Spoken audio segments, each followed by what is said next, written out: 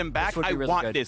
this fits a team comp to dive so things in. Victor Jinx has great follow-up. You buy a Warden's Mail, you stack up armor, you will survive this lane for sure. Side should have expectations that this is where he's headed, but FakeGod must push the wave in. Here comes the push. Do they have enough? Now FakeGod puts on a slow, but he's still going to get pulled right back in. He flashes for nothing. He gets Kumo to flash to chase. Not sure. Came in, and I assume they were chatting with each other, so give him benefit of the doubt. Say, yeah, it's just damage. Peace out, whatever. It's not like he burned Ghost for it. Right? Gold negative off of that play.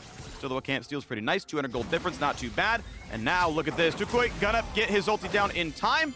Puts the ulti down. Will they have enough good damage? Can they get the last? What? Yes, they can. The lance gonna hit him. And he just never flashed. Didn't know if he... with minions in front of it, then it's hard for Kumo to hit it. And Dragon number 2. Dignitas right on track. Well done to Dignitas right between these squads. Biofrost Wing over to join the team as mid's gonna crash in. And once again, looking for some plays on a Tukui.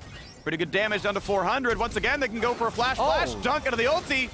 And now, can they get the burst yet again? Flashes down, but not enough damage. Right into the tower, but Biofrost there for the save. What about the back half? Shield is on, will be stunned by Nautilus. 2 for nothing, seems likely. Get the root. Nice knock-up. River turns one around, but they do trade it back. Well done to Jose Diodo. Poor Biofrost getting low, needs a tongue lash, gets another shield. Staying alive as long as he can, but finally does get burned down. 2 to 1. Okay, this would be a big herald for FlyQuest to take because they could drop a mid and get first turret of the game. So we have a fight. Here we go, battle begins. After gonna walk back for this one. Dunked right back in. River running out of health, though. It's gonna be a 1-for-1 so far. Zillion has burned the ulti. Biofrost a little bit has a shield available. Bomb's not gonna hit, and it's gonna be a knock-up. He lands it. Biofrost gets a chase down. Tukui's gonna fall, and no one is able win for FlyQuest right there. They got so much AoE off in that corridor, even though the Zillion is a solo AP for FlyQuest. They got huge value out of the bombs right there, and were able to take down enough. Is then tripled with his passive shield on.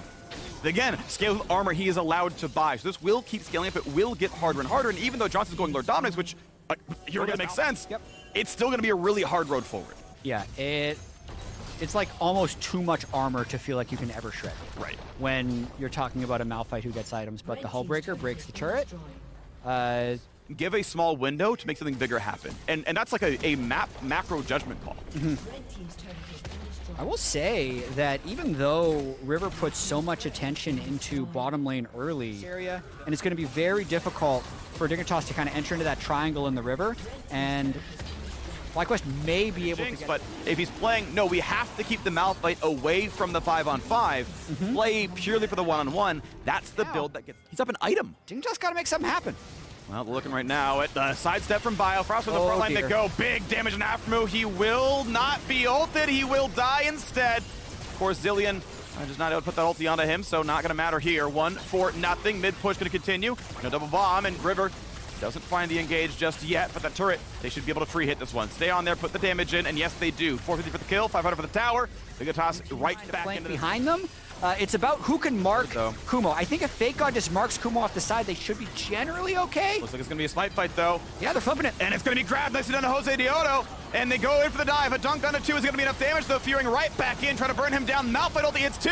And here comes Kumo. 1-for-1 so far, but he cannot hit much of the front line. Slowed down, they kite him. He goes for bio, finds one, pops the ult, and then just lock him down. But a stopwatch buys a lot of time. Kumo has to jump over to stay alive. Oh, the Gale Force doesn't kill. It's not enough damage, but Malphite is literally unkillable. And walks playing in the Baron hasn't been as much of a meme in the last couple of years.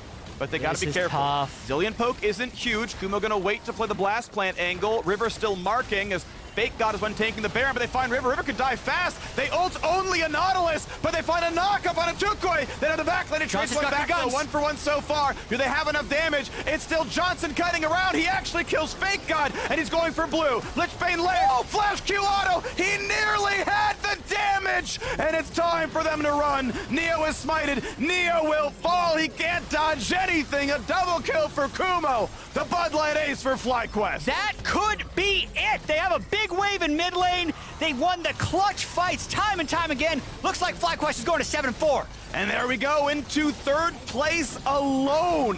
7-4, the 3rd best record in the LCS. They will knock down the turrets. They will have Jose heal off the turrets. Thank you, Tukui. And it's going to be Nexus falling FlyQuest. 7-4. Huge bounce back week for FlyQuest Freak. 5-1.